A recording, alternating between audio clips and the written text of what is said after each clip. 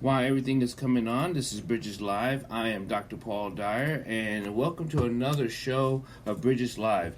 And I would like to welcome Mr. William to Bridges Live. We're going to be talking about social justice, and I just want to talk about and get people aware, because most of the things I do on Bridges Live is always to give information, understanding, and help people go into an action. I think there's a lot of things that goes on around this globe, our universe, our neighborhoods that we just turn a blind eye to. I just recently got off another show about human trafficking, and that's something so dear to my heart that it saddens me that people still don't understand that it goes on in our civilization. So, William, welcome to the show. Welcome to Bridges Live. Thanks, glad to be here. So tell us a little bit about yourself first, and let's just go right into what you're doing and how you're doing it and what's making the change for it. So, my name is Will Armaline. I go by Will or Bill, either one. My day job is I'm a sociology professor at San Jose State University. And then I'm also the director of the San Jose State University Human Rights Institute. And as an institute, we think of our work in three arenas. So we work in education. So we have a human rights minor program at the university, but we also, we believe very much in public intellectualism, like the good kind, not the crappy kind. And so we really think it's You're definitely going to have to unpack that, because people who are not intellectuals, they are not going to get it. It's going to go right over their heads. And all that means for us, other people, I think, depending on whose mouth it's coming out of, it can mean different things. But for us, what that means is that we don't think of ourselves as... So San Jose State is one of the universities in the CSU and the California State University system. Mm-hmm. And we're really the workhorse in the state of California. It's really us who teach the vast majority of the working class and middle class in the state of California. It's actually not the UCs, it's us. And so we in my institute, we take that job very seriously. And we think that our job as an institute is not just to serve those students that come in and out of our classrooms every day, but to serve the broader communities that our university is set to serve the public of, right? So, in other words, when we think of education, we're not just thinking about the human rights minor program for our students, but what kind of educational opportunities are we putting out there for the broader general public for free, that they have some reason to be invested in what we're doing and see us as a resource for them as well. So in other words, our intellectualism is not supposed to be penned up in some office somewhere and talking to each other and navel gazing and just teaching our classes. We're supposed to be actually engaging with community members that we live with and work with and are supposed to serve. Not just, their kids or, nephews and nieces or whatever when they're coming to our classrooms. It's funny because, we talk about, I say this a lot with a lot of organizations, and I'm calling them out. If you're in a fraternity, you're in a sorority, you're in all these organizations, these civic organizations, and you're just sitting around pontificating about what you could do, would like to do, and doing nothing, you're not helping, you're hurting. So we just think, we take that label as a public worker, public servant as a compliment. We think that's something people should have pride in. And we want to show people that we're proud to do that work and we're proud to serve the entire public however we can. And so that's what we mean when we use that phrase, public intellectualism, is that we just want that our work not to be penned up somewhere where the people, frankly, that we're supposed to serve and whose taxes are paying my salary every day have no access to that and have no use for it. So again, we think about our work along the lines of education. Programming is another. So like you just saw, we had our huge human rights lecture series this past 2 weeks that happened to focus on the life and work of Dr. Angela Davis, who, for those of you who don't know, her famous trial in the early 1970s was actually held in San Jose. So there's a very sort of close regional connection to that history that I think, frankly, everyone who claims to be sort of progressive and on the left or in the realm of like anti-racism and these sorts of things should know that history, right, of Dr. Davis and the resistance of her and others in her trial. And so that's a good example of how we think about programming with this public face as well. Like that wasn't something we just did for the university, right? That was broadcast for free to anyone with internet access, basically, that wanted to join. And that's the way we think of all of our work is how can we make all of this stuff? How can we as an institute, how can we as a university be that conduit to help people get access to these kinds of people, this kind of content for free, again, open to the public. And then lastly, just to finish out, so you know what we're doing, lastly, we call praxis, which is a fancy way of talking about our applied work, right? The way that we work with community members to solve social problems that confront their lives every day. So that's when we get into our policy work, because we're a research and policy institute. So one of our jobs, as we see it, is to help inform policy according to human rights standards and according to the best practices in the world. And so what happens is community members, community organizations come to us and say, hey, we really would like to work on housing. We'd really like to work on policing or criminal justice reform, whatever it happens to be. Or a legislator, a policymaker might come to us and say, look, Will, we know you have expertise in this area. We really want to make sure that we create a bill that's effective when it comes to policing or whatever it happens to be.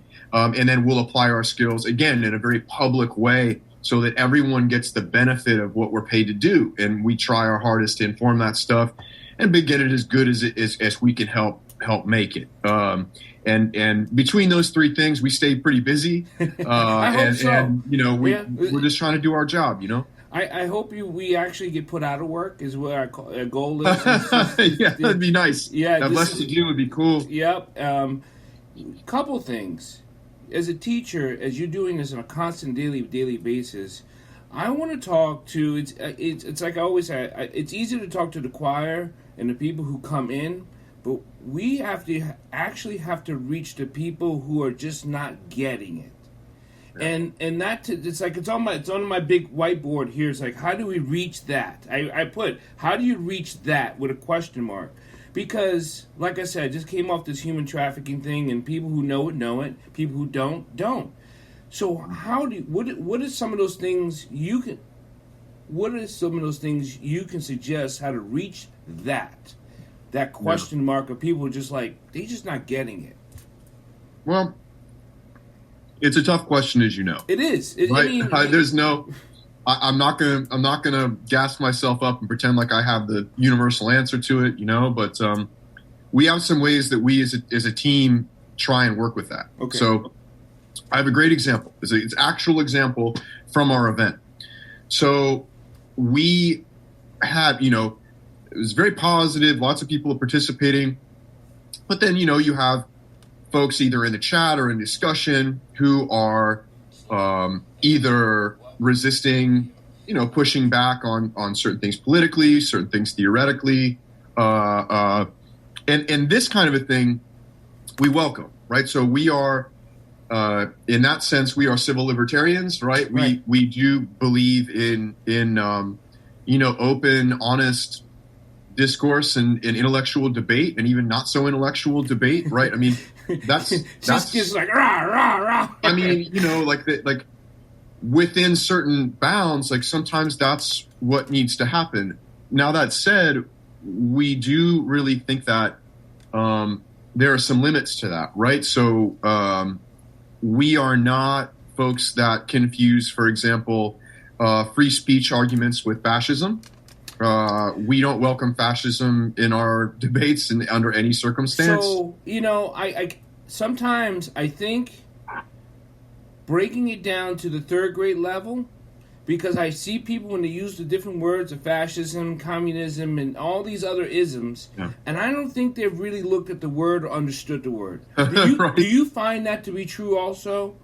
Yeah, and I think it's only very rare cases, by the way, where we would have to make those kinds of judgments. So someone disagreeing with you, that's not what we're talking about. Someone even expressing hateful views toward folks, also not necessarily what we're talking about. I mean, people, I think we have to be, have a certain level of flexibility and understanding for people to meet them where they are to some extent. So right? Explain fascism. Okay. Simply, and this is for people who disagree, please inbox or share whatever you want to do, but this is just a simple format, please. So explain fascism. So when we're talking about, there's lots of ways to define fascism, right? I'll stick to sort of basics.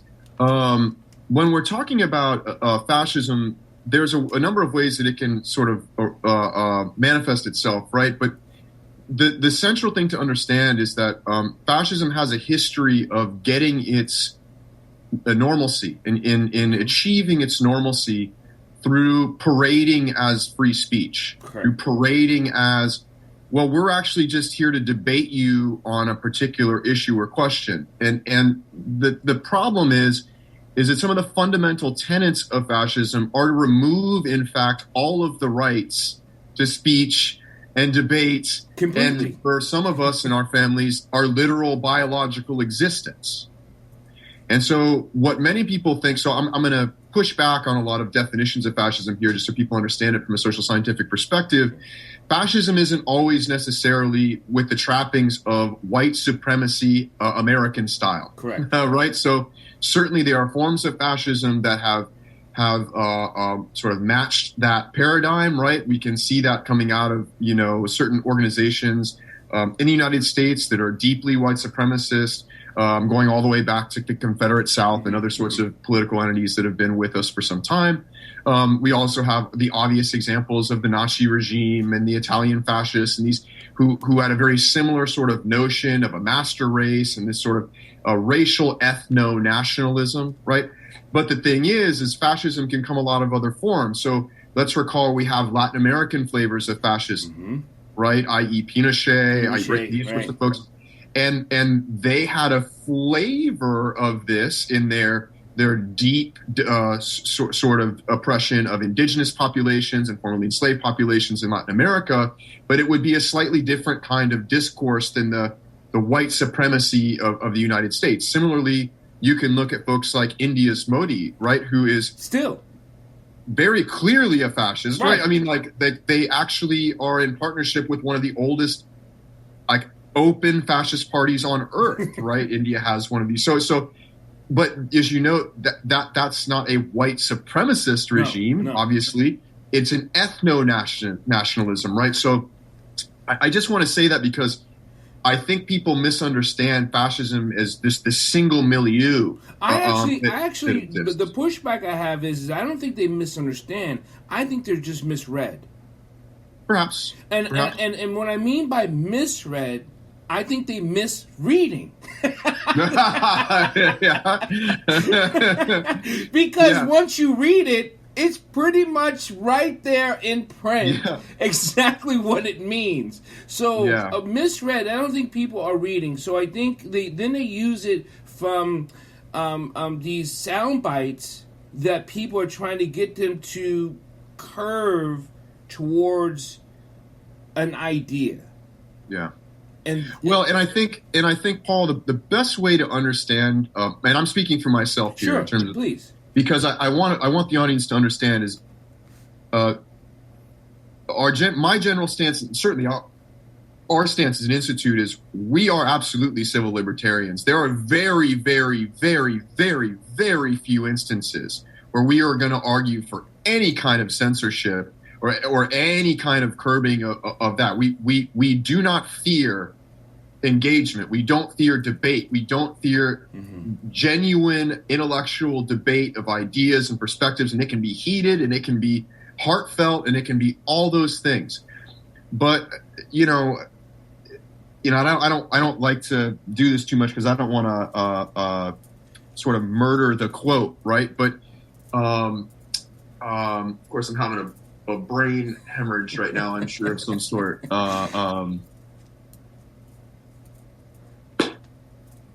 At any rate, his name's going to come to me in a second. I can't believe I'm forgetting his name right now. It's been a long day. But the quote is right. It's like, if the debate begins with, if we're to engage in a debate and the terms of the debate that you're initiating is, I don't have any right to exist. Correct. Then we're not in a debate. This is a threat and an attack. Correct. Like we're not. This is not an exchange of ideas because that requires some level of equal terms. But if the base position that you're beginning from, like the starting point, is I'm not even, me and my progeny and everyone like me are literally subspecies that don't deserve to exist on the planet. Yeah, we're not even human to you. We're not having then that's not, we can't engage in that together. That we have to call that what it is. Then I am inviting you into a democratic stage and platform to just openly attack me and everyone like me. So, right? You're not interested in a so it's a. Do you think that's where the breakdown of social engagement happens? The not misinterpretation, but the lack of understanding where they're coming from and who they're delivering to. You think that's the disconnect? Because I think that's what's reprehensible about it, is that someone's talking and they're talking from a position that they haven't even taken an idea of who you are or even anything about you. So they negate the conversation. Here's where it gets messed up. So you get the like hardcore civil libertarians that I love, by the way, folks like Glenn Greenwald, folks like all of these amazing journalists without whom our work as sociologists would be impossible. Right. I can't do my work without the Glenn Greenwalds out there and these kinds of stuff. However, in this whole platform conversation that got hot, in Berkeley and all that, and I'll note, by the way, they were wrong entirely about how all that turned out. The deep platform movement actually completely worked. Berkeley is still Berkeley. They still have free speech there. Apparently, they're not eating each other alive in the streets. Things are okay. We hear crazy things. Yeah. So there was all this fear mongering about, you can't deplatform people that are coming to. That's bullshit. That's utter bullshit. And I'll give you the sort of classroom version, and I'll get into it, and you'll see where I'm going. So people, first of all, don't understand how the First Amendment works. The First Amendment only protects you from state censorship. That's it. Of your speech. That's it. That's all. Yeah. It doesn't mean that just because you think something, you can walk up to a major university or any major public platform and say, I demand you spend $500,000 on security and set me up with a speech and do X, Y. And of course not. We make those kind of decisions all the time. and I give this as an example to like my students. Will talk about, every university has this sort of and I mean, I literally mean I've never been to a university that does not have this, no matter who they are, no matter where they are. Every university has that gentleman, woman, whoever, who's out screaming at everybody in the open lawn where the students are. They're usually a right-wing Christian of some sort with a horribly offensive sign about LGBTQ populations or women or whatever. And it's like really aggressive. Like they'll yell at people and like call them sluts and like do all kinds of really wild stuff. Every campus. Every campus, fam. I've literally never been to one where this doesn't happen. And we go through it and it's like, okay, does that person have the right to do what they're doing? Yes. Yes, they do. And that's why we find them on every camp. They know they can. And the students debate them and all this kind of stuff. And everyone's fine with that. And that is the First Amendment. The police will not come and arrest them for that. And they shouldn't. However, if that gentleman walks 2 blocks up to the student union office and says, I demand you give me the ability to give a keynote in your series on my theory on homosexuals and female sexuality, they're going to be laughed at. And of course they will. And we should be, right? Because why should we be spending this resource? Right, what's the public call for your talk? How does this serve the intellectual debate? These are decisions we make all the time. And of course we do. And of course we should. But people confuse First Amendment rights. And so the other thing is, First Amendment rights don't protect you from the consequences of your speech. See, I'm a constitutionalist, and that's the other thing. You have to understand what those written words were saying. I understand how it gets interpreted. It's different. And that to me seems where the argument is, the interpretation. And so if you upset an entire university with your speech, right, and they find it repulsive to the point that like, we don't want you or your kind here for sake of safety. Mm-hmm. Let's recall the people who are being deplatformed in places like Berkeley were doing the following. In their speeches, they were literally showing pictures and personal identifying information for trans people on campus to invite attacks. And so, like, these were literal acts to protect, like, actual people students. Right. And then you have all these dumbasses coming out the woodwork about, oh, woe is me, their First Amendment rights. Like, I mean, it was just, it gets to a kind of asinine level of conversation where we leave any kind of connection to reality to defend these, like, purely ideological lines. And I think for me, that gets into a realm of the ridiculous that we're just not willing to follow. So, Will, do you sometimes we have to think that the people who are actually doing this is purposely doing this to cloud the environment of thought. And yet, then there's this back door of slipping something through. Do you think that's what's really going on? I mean, I do. I don't think people are that bad. I think it's purposeful. Yeah, I think... So there's great writing on this, by the way. So two of my favorite authors on the contemporary sort of fascist and anti-fascist, we'll say movements, are Shane Burley. He's a journalist and writer out of the Northwest, and then Mark Bray, who's written an excellent book on the history of Antifa and is a scholar on the East Coast. Mm-hmm. And both of them have done just excellent work on this. They were, Mark was debating folks on Meet the Press during this time and all this, a few years back. And, so if you want to read up on this, those are two of several folks I would really highly recommend, and sort of the history of these movements and these theories. And they agree with you, Paul. And so one thing that Mark talks about is, again, our first mistake is to accept on its face their claim that this is a genuine effort to engage in ideas and this is a movement for free speech. That can be deconstructed fairly quickly with very little effort, right? But again, people become so terrified to cross that civil libertarian line that it's like, oh, what's the harm in just doing this? Well, there is. I guess we should hear them out. What's the harm in having a debate? Well, the harm is that's all they wanted in the first place. Yeah. You've already lost. The only thing they were trying to get, they know that they're not going to listen to a damn, they're not there to be convinced. They're not there to contribute to the body of ideas. Right. They're not there to listen. They're not there to educate your audience. And you know that because they're literally telling you that.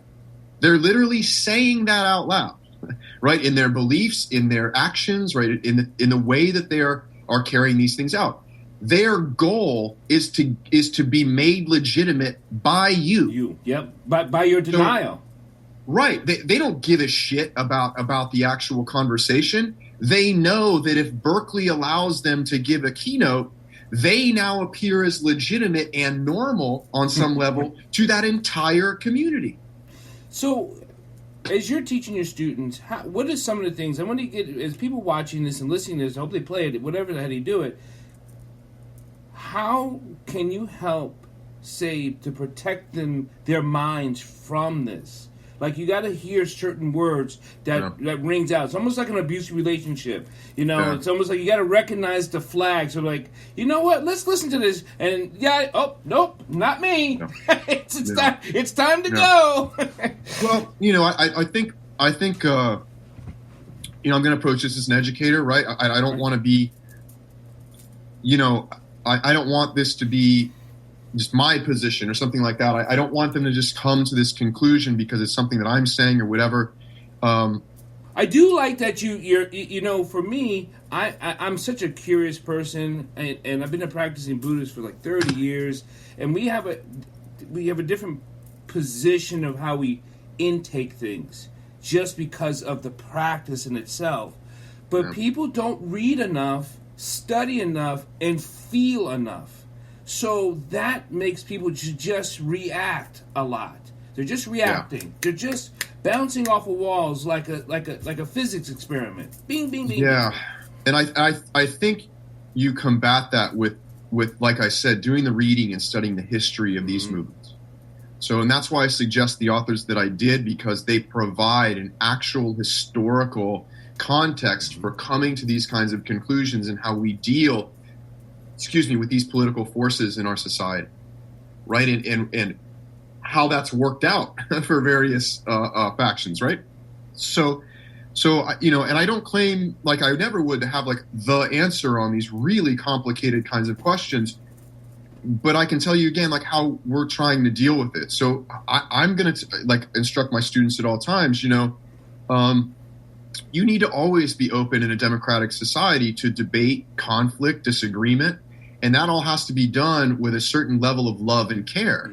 By the way, I shout out, I've been studying Buddhism for a long time as well. I'm really happy to hear that. I try and engage this in the same way. So in that sort of vein of Buddhism, the way that I teach my relationship with my students is I tell them part of my job is to love them unconditionally. Yes.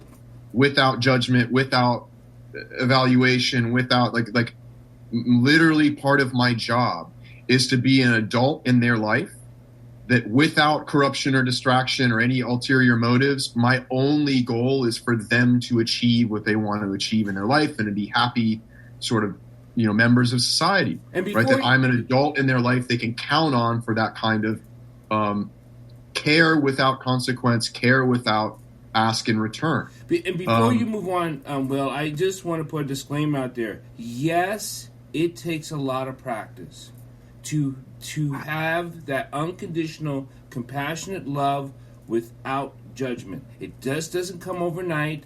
There's a lot of work that goes through it. There's a lot of work. It's a lifetime of work. It's a lifetime. Yeah, but so people say, well, some people say it's impossible to have any judgment. No, it's possible. Trust me.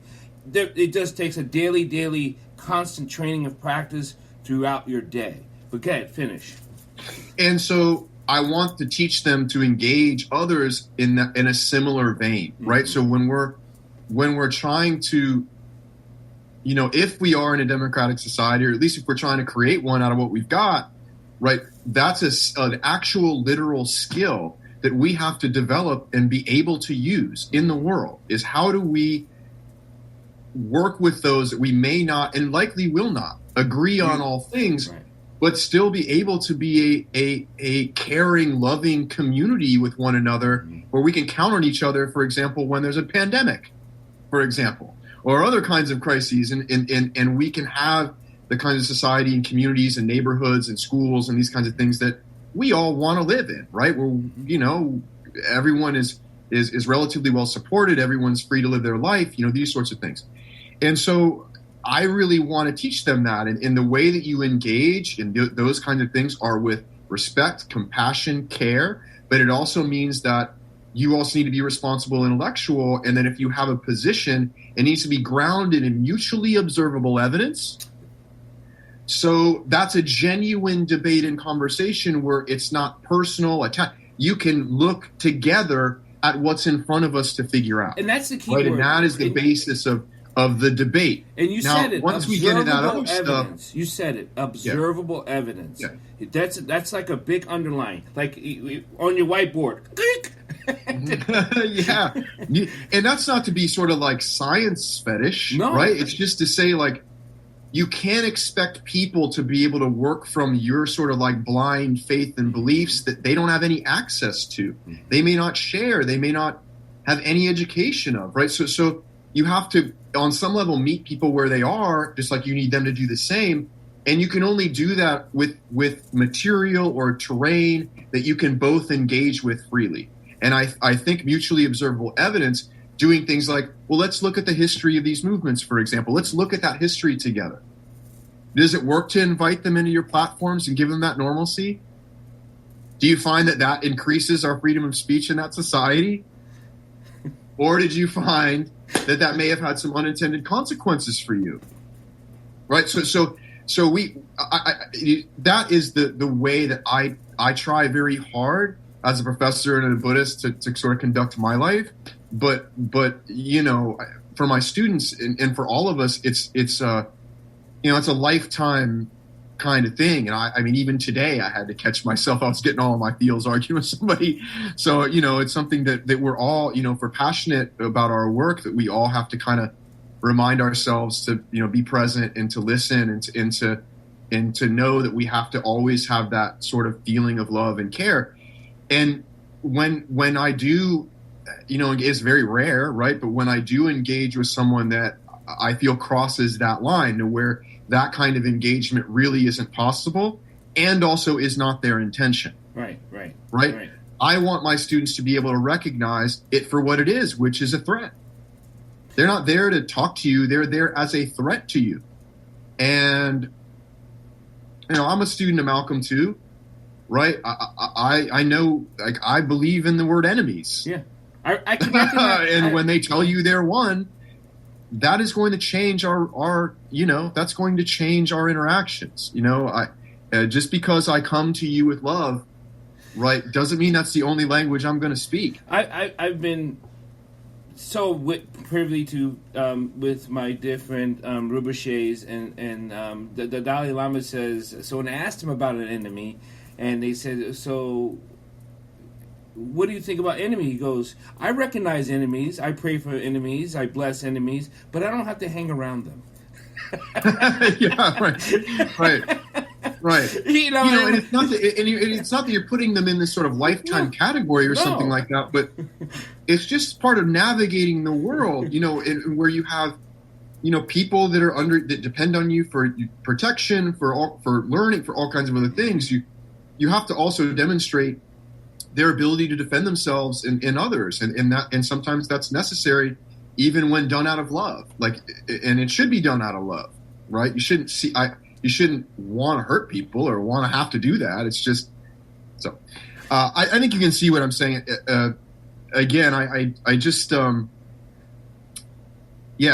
think it's unfortunate that we can't have more nuanced conversations about this, I guess. But I'm glad I'm having this conversation with you. I feel blessed, and I'm glad people are going to listen to this. I feel blessed because one of the things you pointed out is that do some reading. Do some self-educating for yourself. Allow yourself to come in with an open mind and an open heart to hear and receive, but also recognize the enemy for what they are. But you can only recognize that if your heart is open. You cannot recognize an enemy if you're closed off and you're only coming from one perceived thought. So those things, if people can take that away from them, we can move forward in a very civilized society and a very sociable, changing society, because I think we're always in this ebb and flow of times, right? And I think we're part of this flow right now. We're about ready to ebb, and so here we are. Let's hope.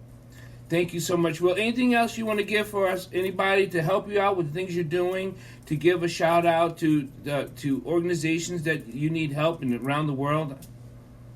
Yeah, definitely. So first thing is, you can definitely check us out, www.sjsu.edu/HRI.